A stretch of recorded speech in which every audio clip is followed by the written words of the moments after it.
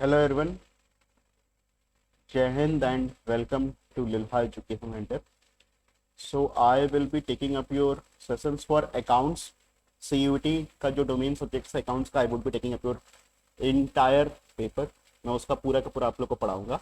Before coming on to the subject और मैं उसके बारे में पढ़ाने से पहले मैं चाहता हूं कि आप लोग ये समझें कि CUT के अकाउंट्स के डोमेन में हमें क्या क्या चीज़ों को कवर अप करना है और कितना कवर अप करना है, राइट. तो स्टूडेंट्स, अगर हम लोग बात करें तो यू मस्ट बी नोइंग कि CUET में आपके जो डोमेन पेपर्स हो रहे हैं, ये डोमेन पेपर्स कितने क्वेश्चंस आएंगे इसके अंदर में. How many questions will be asked in a paper, in a domain paper. ना, there will be 50 questions. Paper pattern continuously change हो रहा है, मतलब एनटीए भी थोड़ा सा कंफ्यूज है पेपर पैटर्न को के रिगार्डिंग. तो कभी कहता है 45, बीच में कहा तो उसने 45, मैंने एक वीडियो भी बनाया था, 45 कहा था उसने. मगर अब उसने क्या कहा है, कितने क्वेश्चन आएंगे, there will be 50 question, right. और आपको इसमें से अटेम्प्ट कितना करना है, you have to attempt 40 question. How many question? 40 question. मतलब there will be 10 questions which you can skip. 10 ऐसे क्वेश्चंस होंगे जो कि आप स्किप कर सकते हैं. It is completely on to you, right. I hope you all are knowing about the marking pattern. क्या है मार्किंग पैटर्न? एक क्वेश्चन कितने नंबर का है? +5. Each question is of 5 marks.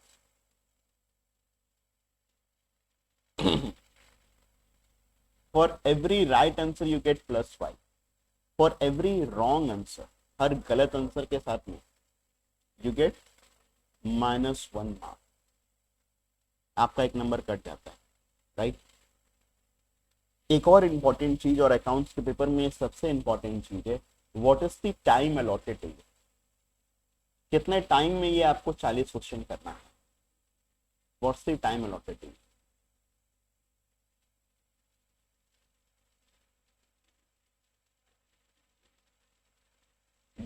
The time allotted to you is 1 hour 60 minutes. तो कितने देर में आपको ये करना है? You have to do it in 60 minute. तो 60 मिनट में आपको कितने क्वेश्चन अटेम्प्ट करने हैं? 40 क्वेश्चन. ऑब्वियसली इसका जो आपका पेपर पैटर्न होगा, ये पेपर पैटर्न होगा आपका MCQ टाइप, राइट. आपसे MCQ क्वेश्चंस मेनली पूछे जाएंगे, MCQ टाइप क्वेश्चंस आएंगे, राइट. तो आपको 40 क्वेश्चंस करने, you have to attempt 40 questions in 60 minutes. You will be going through 50 questions. अच्छा, 50 क्वेश्चंस तो अपने को पढ़ने ही पड़ेंगे, तभी ना उसमें से अपने लोग फिर एक बार आइडिया लगा पाएंगे कि हमको इन 50 में से कौन से 40 करने हैं और क्या करना है, कैसे करना है.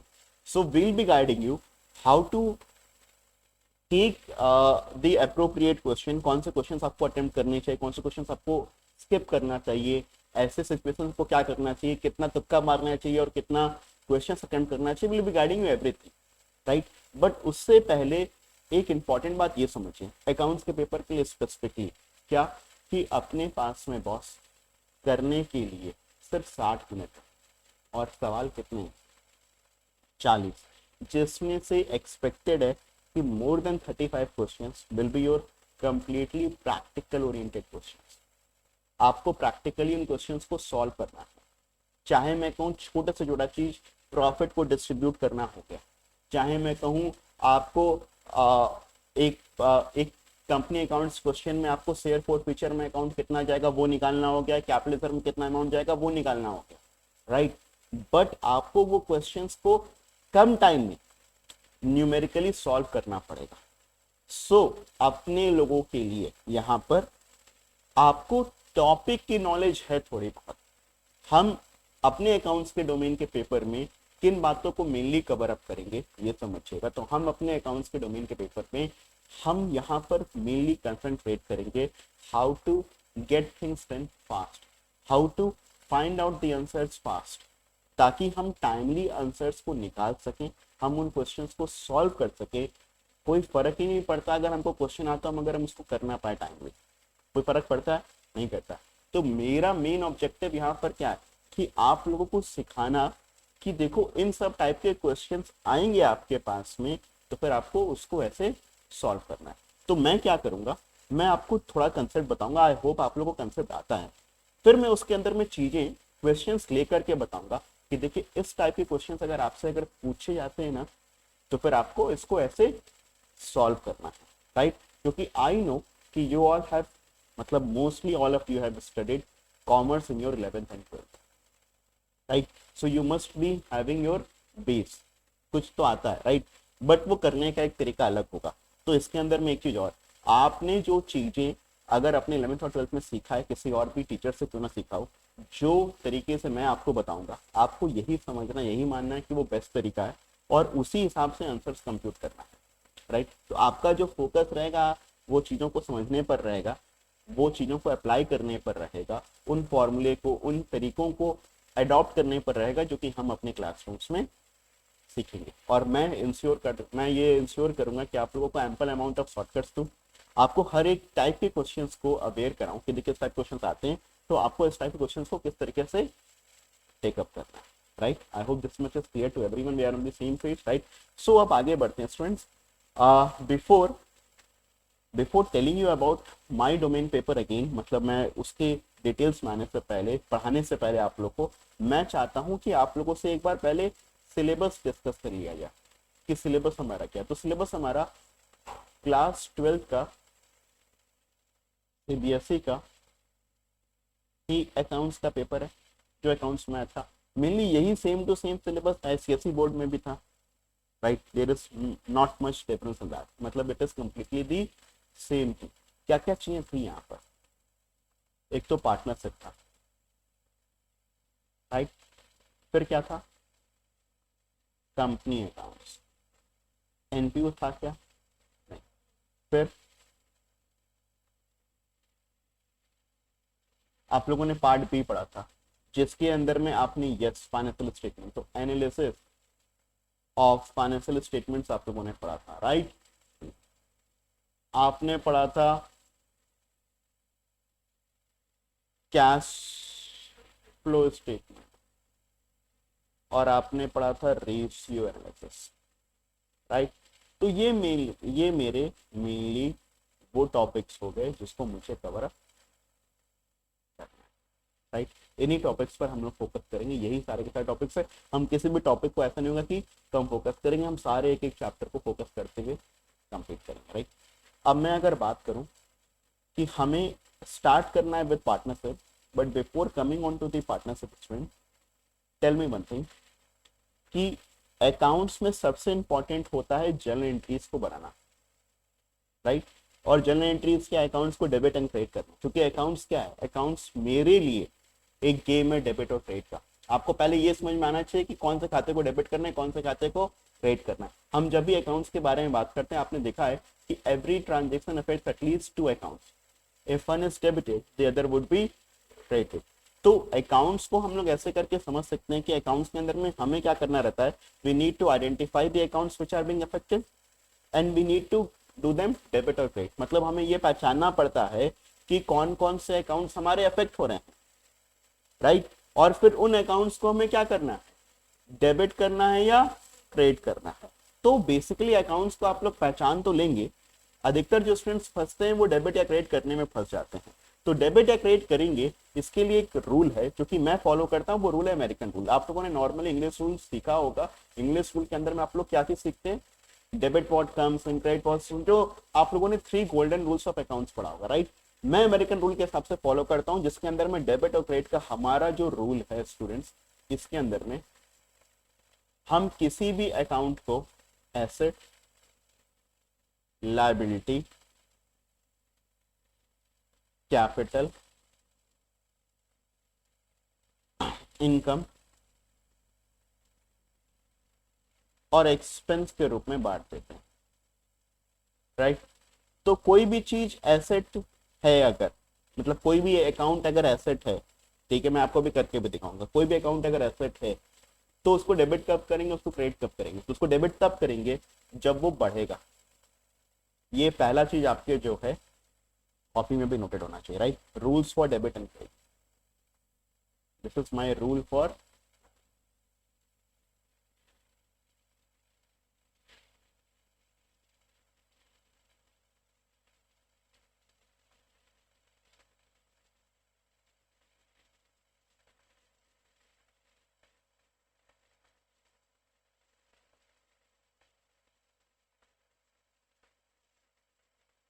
लायबिलिटी का rule is opposite to asset. मतलब अगर अकाउंट बढ़ेगा तो हम लोग क्या करेंगे, बढ़ेगा तो फिर क्रेडिट करेंगे और घटेगा तो फिर डेबिट करेंगे। Same goes for capital as well students, capital के लिए भी सेम रूल है, अगर घटेगा तो फिर डेबिट और बढ़ेगा तो फिर क्रेडिट। इनकम के लिए भी सेम रूल है, डिक्रीज होगा तो फिर डेबिट, इंक्रीज होगा तो फिर क्रेडिट। एक्सपेंस और एसेट का सेम रूल है, बढ़ेगा तो फिर डेबिट, घटेगा तो फिर क्रेडिट। मतलब assets and expense same rule, बाकी लायबिलिटी, कैपिटल और इनकम, इनका अपना एक सेम रूल होता है। I hope this is clear to everyone, right?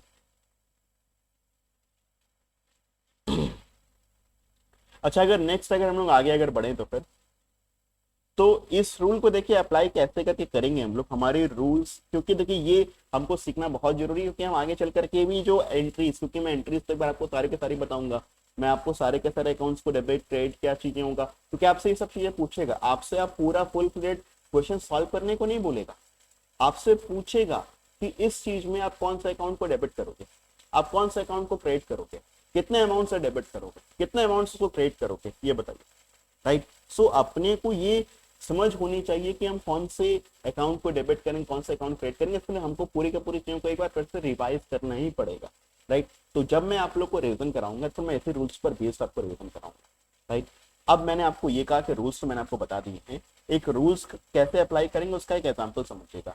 तो लेट्स टेक एन एग्जाम्पल की purchased goods from ABC of rupees 10,000 for cash, right? I'm just taking a very simple example, right?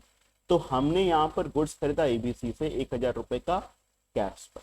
हमें पता है कौन कौन से अकाउंट अफेक्ट होते हैं, कौन कौन से अकाउंट अफेक्ट होते हैं, एक परचेज और कैश, परचेज और कैश, दो अकाउंट अफेक्ट होते हैं, एक परचेज अकाउंट अफेक्ट होता है हमारा और दूसरा कौन सा अकाउंट होता है, कैश। हम कोई भी एंट्रीज मैं भी आप लोग को सिखाऊंगा तो फिर यही रूल फॉलो करते हुए आप लोग को मैं सिखाऊंगा, राइट?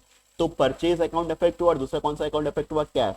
अब जो परचेज अकाउंट है हमारा वो है एक्सपेंस, कैश है वो क्या है, एक्सपेंस हमारा क्या हो गया, बढ़ गया। एसेट हमारा, तो जब एक्सपेंस आपका बढ़ता है डेबिट और जब एसेट आपका घटता है तो फिर एंट्री क्या बनेगी,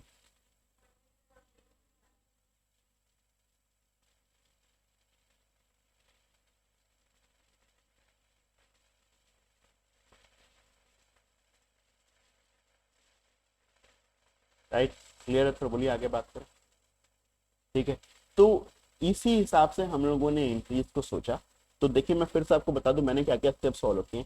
पहला स्टेप जो कि मैंने फॉलो किया, मैंने आइडेंटिफाई किया कौन कौन से अकाउंट्स अफेक्ट हो रहे हैं। मैंने आइडेंटिफाई किया दो अकाउंट अफेक्ट हो रहे हैं, एक परचेज और cash. Every transaction will affect at least to account, चाहे दो से ज्यादा भी हो सकते हैं, यस, मगर कम से कम कितने होंगे, दो, ठीक है? फिर उनका नेचर पहचाना। नेचर में मैंने क्या चीज देखा कि वो एसेट है, एक्सपेंस है, लायबिलिटी है, कैपिटल है कि इनकम क्या है, राइट? फिर देखा कि वो इंक्रीज हो रहा है या डिक्रीज हो रहा है, राइट? इंक्रीज होगा या डिक्रीज होगा। जैसे परचेज एक्सपेंस है मेरे लिए, इंक्रीज हुआ या बढ़ा या घटा, तो बढ़ गया, राइट? और कैश एसेट है मेरे लिए, एसेट मेरा घट गया, राइट? तो एक्सपेंस जैसे ही मेरा बढ़ा तो फिर हम क्या करेंगे, डेबिट, और एसेट मेरा घटेगा तो फिर हम क्या करेंगे, क्रेडिट। तो फिर आपकी एंट्री बन गई purchase account debit to cash account. तो मैं एक बार के लिए आप लोगों के लिए स्टेप्स भी अलग से लिख दे रहा हूँ कि स्टेप्स फॉर जनरलाइजिंग, क्योंकि देखिए किसी भी चीज का ना बेस क्या है, जनरल एंट्रीज। अगर आपको जनरल एंट्रीज आ गया तो फिर आप कुछ भी कर सकते हो। तो आपने सबसे पहले स्टेप्स क्या क्या फॉलो किया था, पहले आपने यहां पर आइडेंटिफाई किया था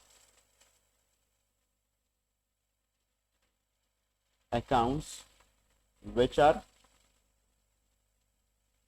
अफेक्टेड, फिर identify the nature of accounts, right. जैसे नेचर में मतलब क्या, asset, capital, liability, income, expense, right. फिर क्या, फिर आप ये चीज चेक करिए कि अकाउंट में इंक्रीज हो रहा है या डिक्रीज हो रहा है, राइट। फिर इसके बाद में आप रूल अप्लाई करिए। आपने फिर रूल अप्लाई किया और लास्ट में आपने फिर पास कर दिया क्या। तो ये इंपॉर्टेंट स्टेप्स है हमारे जनरल एंट्रीज के, इसको नोट कर लीजिए फिर आगे बढ़ें।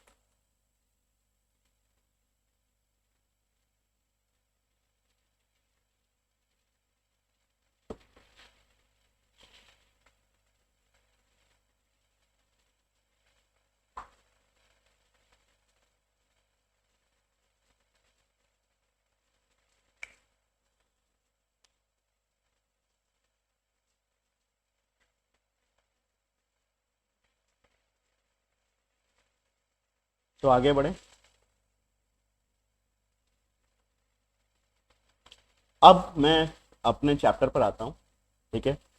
फंडामेंटल्स ऑफ पार्टनरशिप, जो कि पहले हम अपना डिस्कस करेंगे। फंडामेंटल्स ऑफ पार्टनरशिप, तो डेफिनेशन ऑफ पार्टनरशिप क्या होती है, क्या होता है partnership, what is a partnership. Partnership is an agreement between two or more persons who have agreed to carry on the business carried on by one or all of them for the purpose of sharing profits। याद है इसका motive क्या होता है अपना, profit. क्या क्या हम लोगों ने इंपॉर्टेंट चीजें डिस्कस किया। Partnership is an agreement, agreement होना जरूरी है। एग्रीमेंट कैन बी ओरल और रिटर्न। बहुत इंपॉर्टेंटली ध्यान सुनते रहेगा कि everything can not be taught in मतलब रिटर्न बे, राइट। बट आप लोगों को एक चीज जो कि मैं बोल रहा हूँ इट इज वेरी इंपॉर्टेंट। तो एग्रीमेंट कैन बी ओरल और रिटर्न। क्या ओरल एग्रीमेंट भी माना जाता है, यस माना जाता है, वही पार्टनरशिप के लिए वैलिड होता है। तो partnership is an agreement between two और मोर पर्सन्स हु हैव दो या दो से ज्यादा हो सकते हैं। What is the maximum limit of partners at 50, right. तो partnership is relation between two और more persons who agree to share the profits. Profit का शेयरिंग जरूरी है, प्रॉफिट्स बटेगा ही बटेगा। कैरिड ऑन बाय ऑल और any one of them acting for all, तो सभी मिलकर के बिजनेस को चला सकते हैं या कोई एक मिलकर के भी, एक भी अकेला सब लोगों के बिहाफ पर डिसीजंस ले सकता है, right. What are the main feature और एसेंशियल्स और कैरेक्टरिस्टिक्स ऑफ पार्टनरशिप। तो क्या एसेंशियल्स है, क्या मेन फीचर्स है।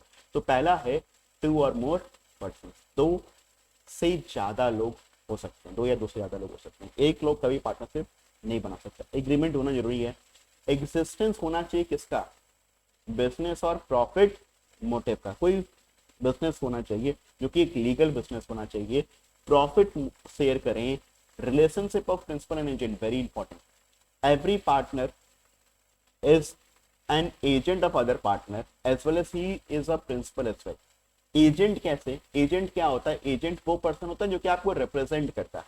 अगर बीइंग एन एजेंट, अगर वो आपको रिप्रेजेंट कर रहा है तो फिर वो आपके बिहाफ पर कोई भी डिसीजंस ले सकता है और वो आप पर बाइंडिंग है।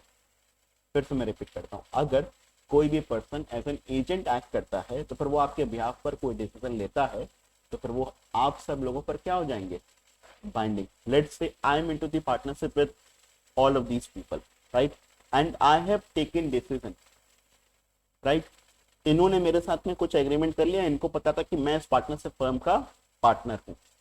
अब बाद में ये लोग ये नहीं कह सकते अरे नहीं नहीं वो तो हमारे बीच का नहीं, उसमें तो हम शामिल नहीं थे, ऐसा कुछ नहीं कह सकता एजेंट। बात समझ में आ रही नहीं। वैसे ही करके प्रिंसिपल में क्या इन्होंने अगर कोई डिसीजन लिया तो क्या मैं उसके लिए बाइंडिंग हो जाऊंगा? यस। मैं ये नहीं कह सकता, I can not say this कि नहीं, I was not aware about this thing, even though I am not aware, even though I am not so, but as an agent वो अपने डिसीजन से, वो अपने चीजों से मुझे बाइंड कर सकते हैं, राइट? तो every partner acts as an agent of other partner as well as is a principal. तो इसीलिए कहते हैं कि पार्टनरशिप सही लोगों के साथ में करनी चाहिए, है कि नहीं? गलत लोगों के साथ में होगी तो फिर वो कुछ भी कांड करेगा और आप भी नब जाएंगे, राइट? फिर business carried on by all और anyone of them acting for all, clear है? नो सेपरेट पार्टनरशिप, फर्म का कोई सेपरेट एक्सिस्टेंस नहीं होता अपने पार्टनर से, it is same. What does that mean? कोई पार्टनर की डेथ पर, रिटायरमेंट पर partnership comes to an end, new agreement is form, नया एक एग्रीमेंट बनाया जाता है, राइट? इसीलिए हम लोग कहते हैं कि पार्टनरशिप के अंदर में there is unlimited liability. What do mean by that? मान लीजिए वो तीनों पार्टनर्स हैं, राइट? पार्टनरशिप फर्म दिवालिया हो गई, मतलब फर्म बंद हो रही है, डिसॉल्व हो रही है, मगर फर्म के पास में देने के लिए पैसा नहीं है, तो फिर पैसा देने के लिए किससे कहा जाएगा? पार्टनर से। अभी सपोज करिए कोई एक पार्टनर भी कहता है कि मेरे पास में पैसा नहीं, वो भी इंसॉल्वेंट हो गया, वो भी दिवालिया हो गया, तो क्या बाकी के दोनों पार्टनर से कहा जा सकता है? यस, उनसे कहा जा सकता है कि अपना घर बेचो, अपने एसेट्स बेचो। अगर आपने वो मूवी देखा होगा शिवाजी द बॉस, उसमें उसका घड़ी तक उतरवा देता है। समझ में आ रहा है कि नहीं? कि आप उस एसेट को बेच करके पैसा रिकवर करिए। बात समझ में आ रहा है कि? तो ये एक इंपॉर्टेंट फीचर होता है। राइट्स ऑफ अ पार्टनर बहुत जल्दी जल्दी कवर करते हैं। Every partner has the right to share profits losses with other partners in the agreed करके। हर पार्टनर के पास में अधिकार होता है कि वो एग्रीड रेशियो में शेयर करे। Every partner has the right to take part in the conduct of the business. हर पार्टनर के पास में अधिकार है। ये तीनों हैं, इन तीनों के बीच में आपस में ये नहीं कहा जा सकता कि अरे ये दोनों, दो लोग मिलकर के नहीं कह सकते अरे तुम पार्ट नहीं लोगे, ले सकते हैं। बिजनेस के पार्टनर है, हम भी डिसीजन ले सकते हैं, राइट? फिर every partner has the right to be consulted in the matter related to the partnership. चार लोग पार्टनर है, तीनों लोग आपस में मिलकर के कोई डिसीजन ले लिए, अरे तो फालतू बात में उसको जब इन्वॉल्व करेंगे तो कुछ ना कुछ इधर उधर की बात करेगा और खराब सलाह देगा। तो ऐसा नहीं, आपको उसको भी कंसल्ट करना पड़ेगा, right? I hope this is clear to everyone. फिर every partner has right to be to inspect and have a copy of the books of accounts. वो बुक्स ऑफ अकाउंट्स को इंस्पेक्ट कर सकता है, देख सकता है, उसकी कॉपी मांग सकता है। Every partner has the right to disallow the admission of a partner. हर पार्टनर के पास में अधिकार होता है कि वो किसी नए पार्टनर को आने से रोक सकता है।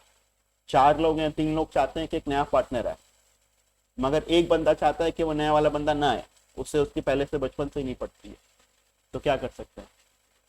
Disallow, right? फिर every partner is the joint owner of the partnership property. Important, सभी लोग मिलकर के जॉइंट ओनर, राइट? फिर if a partner is given loan to the firm, अगर एक पार्टनर ने फर्म को लोन दिया है तो फिर उसको फर्म से इंटरेस्ट मिलेगा। There is a difference between capital and loan. तो लोन दिया है अगर एक पार्टनर ने फर्म को, तो फिर he is entitled to interest at the rate of 6% per annum. उसको 6% पर एनम के रेट से इंटरेस्ट मिलेगा, राइट?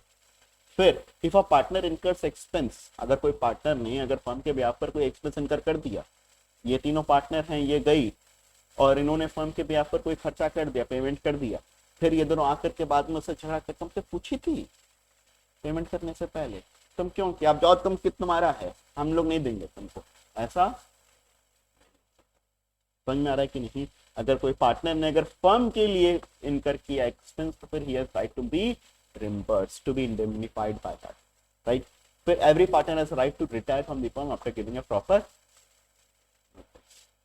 तो ये तीन चार लोग मिलकर के एक पार्टनरशिप फर्म बना लिए, एक लोगों का उसमें से मन हुआ आप कट लेते हैं, मतलब छोड़ देते हैं, तो बाकी लोग क्या कह रहे हैं, अरे नहीं तुमको कुएं में डाल करके थोड़ा के लिए जा सकती हो।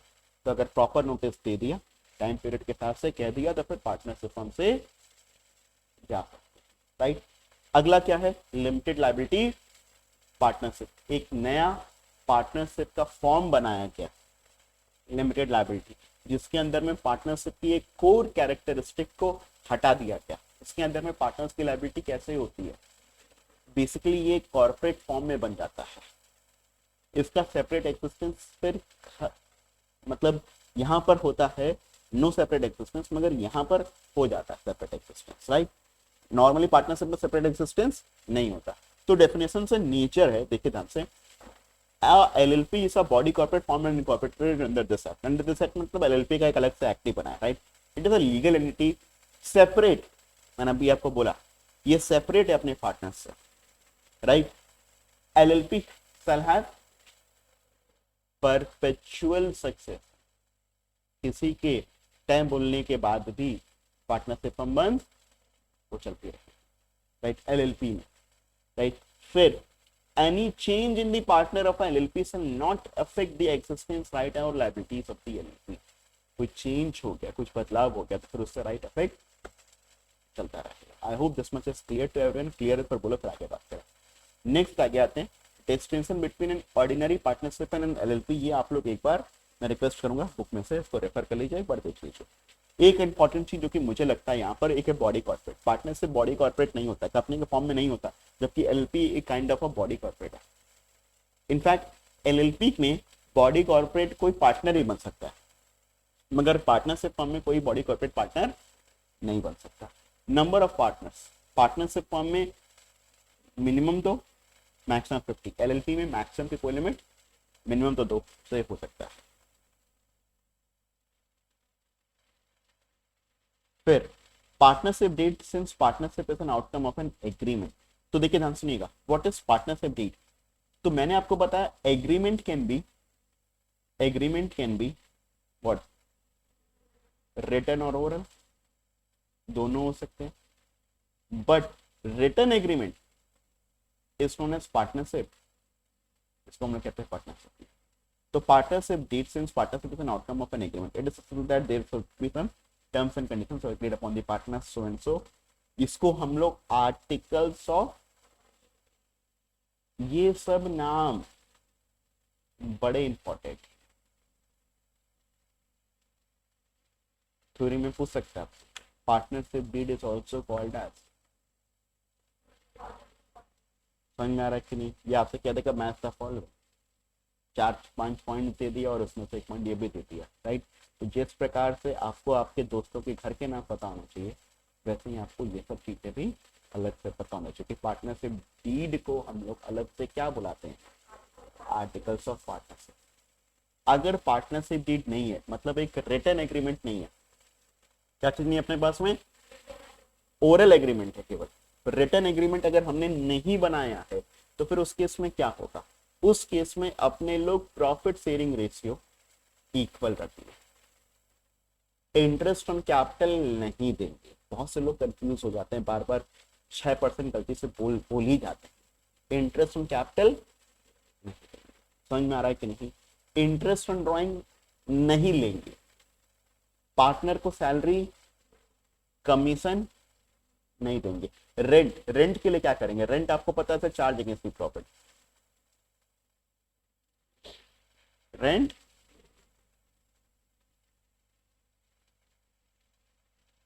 देंगे, राइट। तो रेंट हम लोग देंगे। फिर आगे अगर हम लोग बात करें, फिर क्या है यहाँ पर, अगर हम लोग बात करें इंटरेस्ट लोन, बात किया तभी, कितना रेट से देंगे, 6% per annum. Admission two of a new partner, देखिए अब अगर पार्टनरशिप डीड बना लिया, तो देखिए पार्टनरशिप डीड में क्या बोले, तो मैंने आपको ये कहा कि हर एक पार्टनर का राइट है कि वो दूसरे पार्टनर के एडमिशन पर डिसअलाउंस कर सकता है।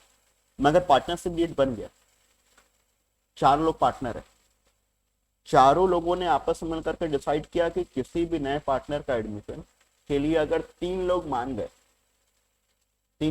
गए, तो वो नया पार्टनर आ सकता है। तो अब क्या होगा, पार्टनरशिप डीड में इस बात को लिखा हुआ है, अब क्या होगा, अगर एक नया पार्टनर आना चाहता है, 3 लोग मान गए, एक नहीं भी माना तो भी आ जाएगा। मगर अगर पार्टनरशिप डीड नहीं बनाया, तब तो राइट ऑफ पार्टनर क्या कहता है कि कोई भी पार्टनर नए पार्टनर को डिसअलाउ कर सकता है। इंपॉर्टेंट पॉइंट, मतलब क्योंकि ये सब चीजें बहुत ही गहराई से समझने वाली चीजें, आई होप आप लोगों ने इतना गहराई से अपने 12th में नहीं इसको कवर अप किया था, राइट। फिर each partner can participate in the conduct of the business. अभी देखिए वही चीज है, राइट में मैंने आपको बताया था कि कर सकता है। अभी समझिए कि वही 4 पार्टनर्स हैं, 4 पार्टनर में से चारों ने आपस में डिसाइड किया कि भैया ये जो चौथा वाला है ना, ये बुड़बक है,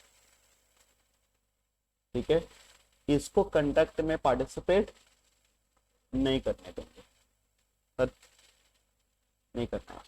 समझ में आ रहा है कि नहीं? कैसा किया जा सकता है पार्टनरशिप डीड में? किया जा सकता है जब अपने लोग अभी टेबल पर बैठे हैं, टेबल पर बैठ करके जो चीज डिसाइड कर लेंगे वही चीज अप्लाई होगा ना। राइट वाइट अलग चीज है।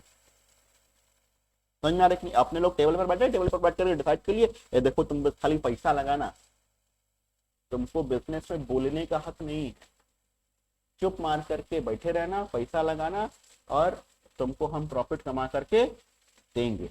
बात समझ में आ रहा है कि नहीं? तो यहाँ पर इस केस में पार्टनर्स ऐसा कर सकते हैं अगर पार्टनरशिप डीड बना दिया गया है, मगर अगर पार्टनरशिप डीड नहीं बनाया गया है तो भले ही कैसा भी हो वो तो बोलेगा ही बोलेगा, उसको कोई रोक नहीं सकता, राइट? फिर अगला क्या है? Every partner, each partner can inspect the books of the accounts. अब वही चीज है कि हम पार्टनरशिप डीड बना करके उसको रोक सकते थे, मगर अगर हमने पार्टनरशिप डीड नहीं बनाया तो फिर हम उसको रोक, क्योंकि ये सब एक बेसिक राइट्स है पार्टनर के। I hope this is clear to everyone, clear है प्रोबब्ली पर आगे बात करें, राइट? अब यहाँ स्टूडेंट्स ध्यान सुनिएगा, हमारा जो पार्टनरशिप है वो हमारे एक प्रोप्राइटरशिप के बिजनेस से कैसे डिफरेंट होता है, how is it different from our proprietorship business? तो प्रोप्राइटरशिप के बिजनेस में आप क्या करते हैं, यू मेक, आप जो फाइनेंशियल स्टेटमेंट्स बनाते हैं स्टूडेंट्स, आप बनाते हैं यहाँ पर trading PL and you make balance sheet. But इनके फाइनेंशियल स्टेटमेंट में आप बनाओगे trading PL and A PL appropriation account, और एक और अकाउंट बनाओगे which is not financial statement. Financial statement तो यही है, ध्यान सुनना, मगर एक और अकाउंट हम बनाते हैं, वो है पार्टनर्स कैपिटल अकाउंट। अब एक्चुअली स्टूडेंट ध्यान सुनिएगा, पार्टनर्स कैपिटल अकाउंट को मेंटेन करने का दो तरीका है, दो तरीका। एक होता है क्या, फिक्स कैपिटल अकाउंट, और दूसरा होता है फ्लक्चुएटिंग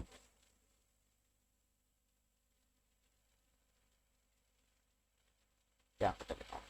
तो इस फिक्स कैपिटल अकाउंट के अंदर में जो पार्टनर का जो कैपिटल होता है वो फिक्स्ड हो जाता है, जो पार्टनर का जो कैपिटल है वो क्या है, फिक्स्ड।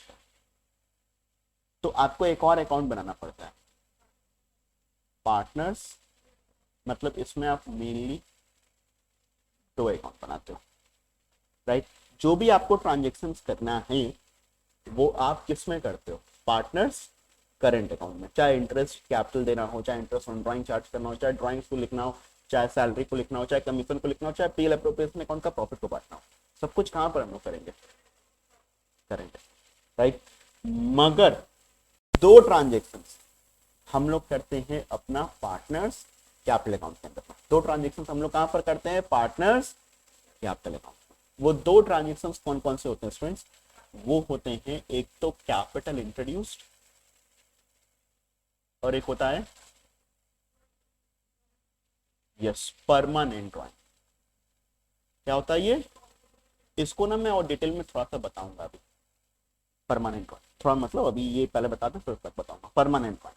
तो परमानेंट ड्रॉइंग्स और कैपिटल इंट्रोड्यूस्ड, ये ही दो ट्रांजेक्शन है जो कि हमारे कहां पर आता है, पार्टनर्स कैपिटल अकाउंट, वरना सब कुछ कहां पर आएगा, करंट अकाउंट, राइट? जब आप फ्लक्चुएटिंग कैपिटल अकाउंट मेथड जब फॉलो करते हैं तो आप सिर्फ एक ही अकाउंट बनाते हैं, पार्टनर्स कैपिटल अकाउंट। सारे के सारे transactions, all the transactions are recorded here.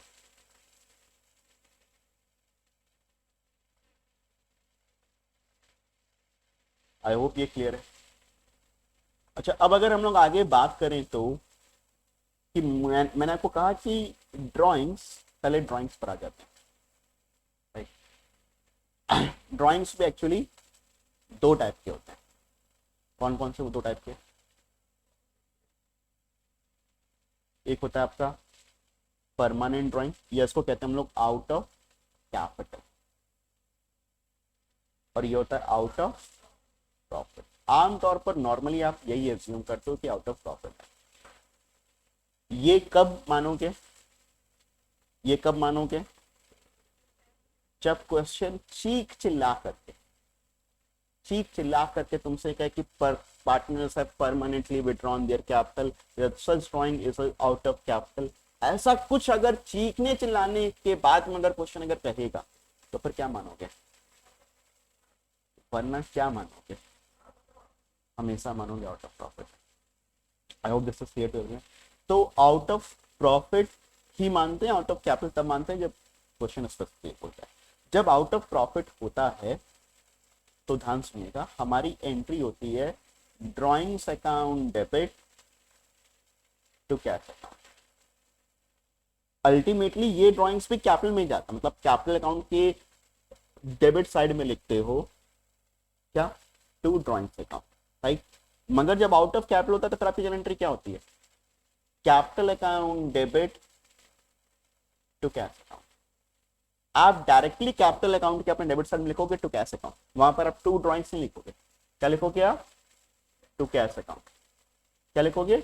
To cash account, मतलब कैपिटल अकाउंट के डेबिट साइड में, क्योंकि entry capital account debit to cash account है, मतलब कैपिटल अकाउंट का डेबिट साइड में आएगा। क्या लिखोगे?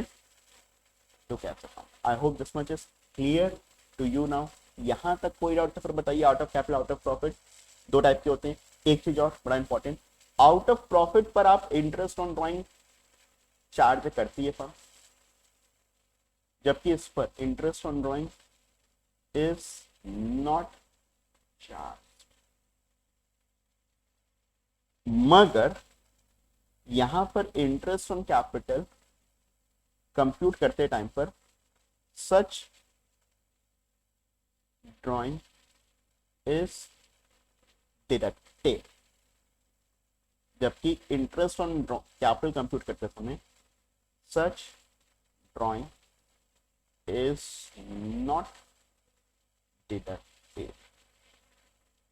एग्जाम्पल समझाऊं मैं, ठीक है। लास्ट मैन से रिक्वेस्ट है कि अब आप लोग बात मत करिएगा, ठीक है सर। तो ध्यान सुनिए, मानते हैं किसी का कैपिटल है 5 लाख रुपए, ठीक है। उसने लिखा हुआ है साल भर में 1 लाख रुपए की ड्राइंग्स किया ऑन 1 जुलाई, बाकी ईयर अपने को मतलब नहीं, राइट। इंटरेस्ट ऑन कैपिटल का रेट मानते हैं और इंटरेस्ट ऑन ड्राइंग दोनों का रेट है 12% पर एनम। अब देखिए यहां पर अगर आपने कहा कि ड्राइंग आपका आउट ऑफ प्रॉफिट है, पहले आउट ऑफ प्रॉफिट पहले, तो फिर क्या होगा? आप इंटरेस्ट ऑन कैपिटल कितने रुपए पर निकालोगे? 5 लाख पर 12% कितना आएगा? 60,000। कोई दिक्कत तो फिर बताओ।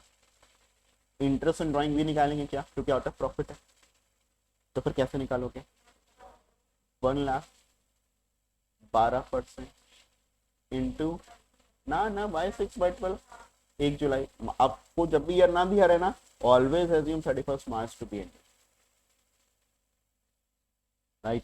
क्योंकि we do not follow calendar year normally. Calendar year तभी फॉलो करेंगे जब अलग से स्पेसिफिकली बोलेगा।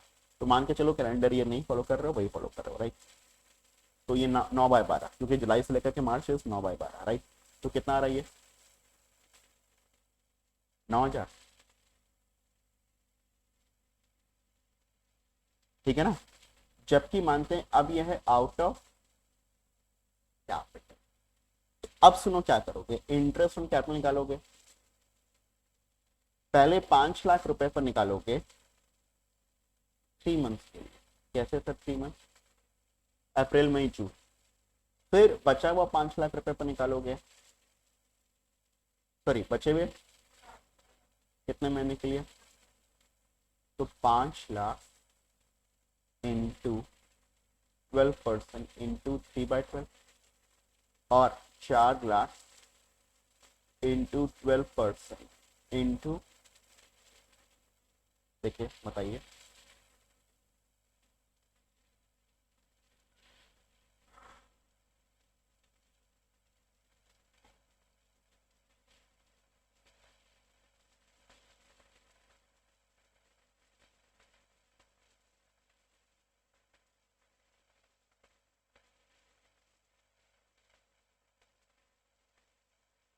राइट।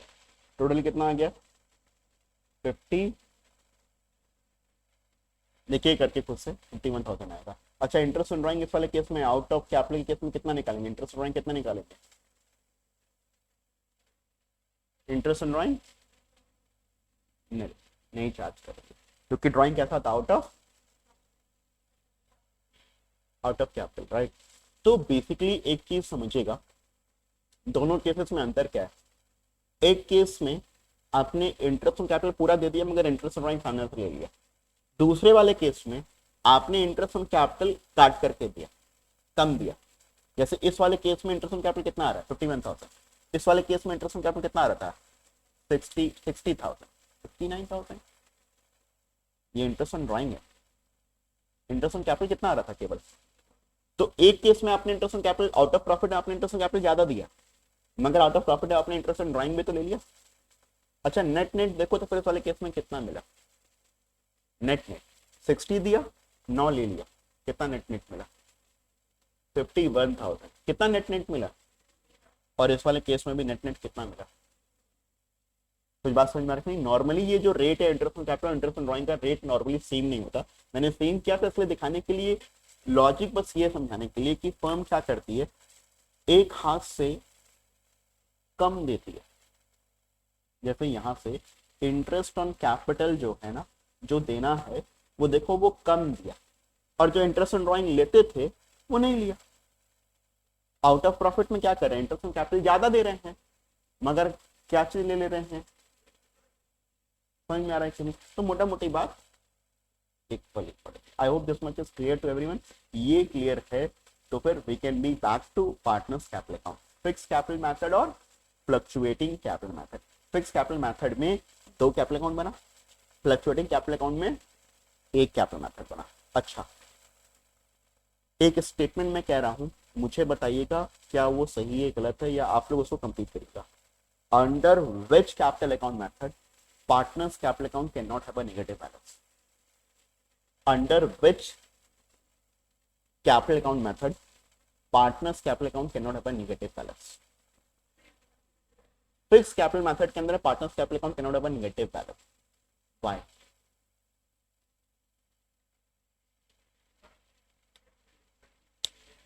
क्योंकि देखिए पार्टनर्स कैपिटल अकाउंट कब निगेटिव होगा ये बात समझिए पहले। पार्टनर्स कैपिटल अकाउंट निगेटिव तब होगा जब आपके लॉसेस हो जाएंगे ज्यादा। कब निगेटिव होगा, और लॉसेस तो करंट अकाउंट में आएगा फिक्स कैपिटल मेथड के अंदर में, वो कैपिटल अकाउंट में तो आएगा नहीं। आप बेसिकली क्या कर सकते हो, आपका फिक्स कैपिटल मेथड में अगर 5 लाख रुपए capital, maximum you can withdraw up to 5 lakh रुपए, उससे ज्यादा विड्रॉ नहीं कर सकते। उसमें 2 ही चीज यहाँ पर, एक तो परमानेंट विड्रॉल या कैपिटल इंट्रोड्यूस। लॉसेस तो आता नहीं है, मगर जब फ्लक्चुएटिंग कैपिटल अकाउंट मेथड है तो partners capital account can have a, all these statements that I'm saying will be asked to you in your exam, ऐसे ही पूछता है राइट एमसीक्यू। तो स्टूडेंट्स नॉर्मली आर एज्यूमिंग कि 12th और करके अपना ये सीयूटी का वो हो गया तैयारी ना, नहीं हुआ है बॉस, क्योंकि इसका पेपर पैटर्न उसके पेपर पैटर्न में जमीन आसमान का अंतर, उसमें ऐसे फंसाने वाले क्वेश्चंस नहीं करते, राइट। तो आई होप आप लोगों को कैपिटल अकाउंट का मेथड समझ में आ गया होगा। अब मुझे आपको बताना है पीएल एप्रोप्रिएशन अकाउंट के बारे में, but I would want to receive that from the next class, right. Next class में मिलते हैं। Thank you so much everyone.